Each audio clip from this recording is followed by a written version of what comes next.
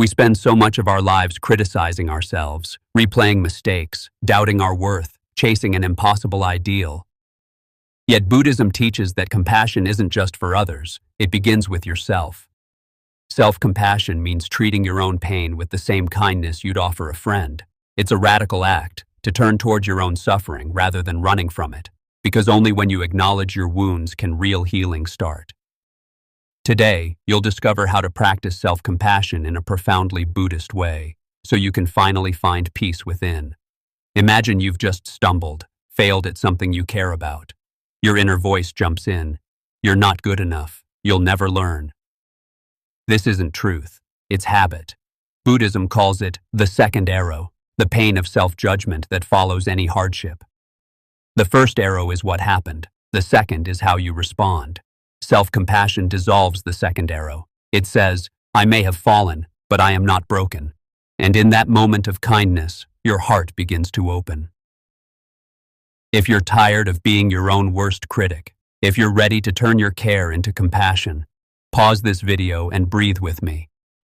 Because what you're about to learn isn't another pep talk. It's a practice, a step-by-step path to treat yourself with the care you deserve. If you're on this journey to heal from within, subscribe and tap the bell to walk this path together. Your healing begins here. Buddhist compassion begins with awareness. The moment you notice your suffering without turning away, not to wallow in it, not to escape it, but simply to witness it, gently, without judgment. It sounds simple, but it's the most powerful act you can do for your mind. You're saying to yourself, I see that you're hurting, and you don't have to pretend anymore. That voice, the soft one, is what healing sounds like. Self-compassion doesn't mean giving up. It means giving yourself space to grow. It means honoring the struggle without making it your identity. You are allowed to rest. You are allowed to be imperfect. You are allowed to try again, without shame. Buddhism calls this maitri, unconditional friendliness toward yourself. When you befriend your pain, it loses its grip, and in its place, calm begins to rise. Most people wait for approval, from family, from success, from the outside, before they feel worthy. But self-compassion flips that. It says, I am already worthy, even as I heal. Even if I'm not fixed, even if I'm still learning. Because worth is not something you earn, it's something you return to, again and again, in every breath that says, I'm doing my best, and that is enough.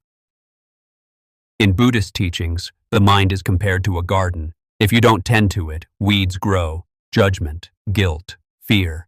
But when you water it with compassion, new things blossom, stillness, clarity, patience, and it starts small, with a moment where you forgive yourself, not because you forgot what happened, but because you remembered who you are beyond the mistake. Sometimes self-compassion is as simple as this, placing your hand over your heart, closing your eyes, and whispering to yourself, I'm here with you. I'm not leaving.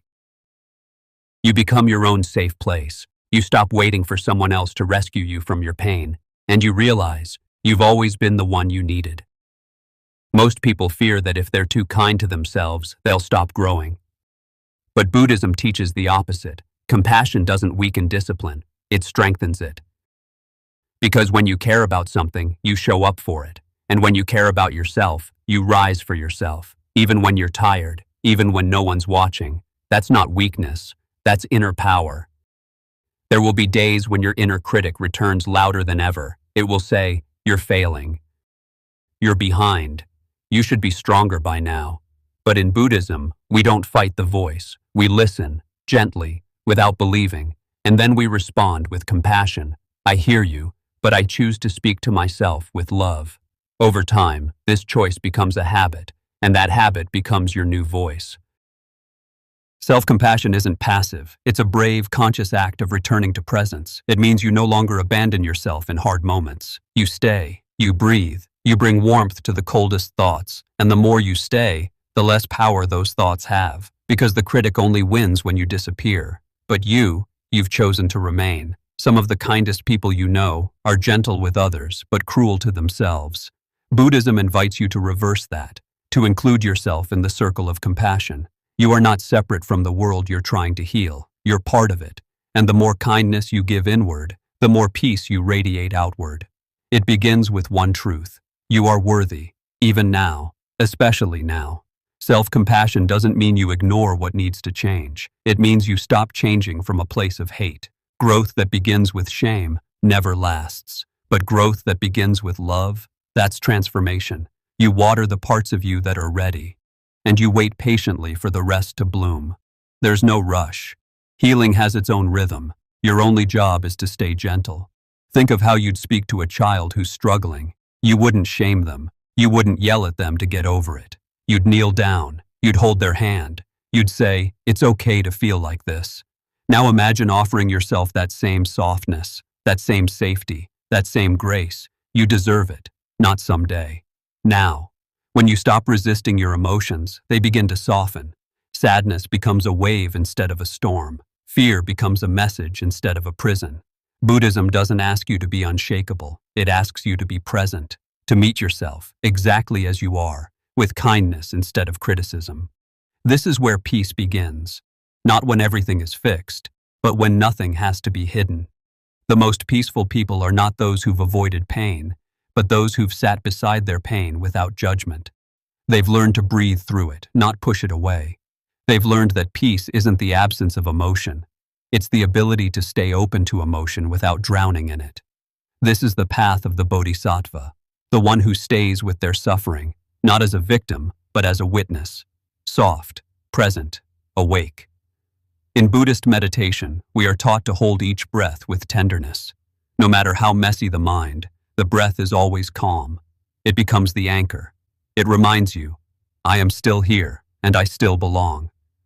Self-compassion is not an escape. It's an invitation to belong to yourself again, to return home, within. Some days, progress will feel invisible. You won't notice how far you've come. But here's the truth.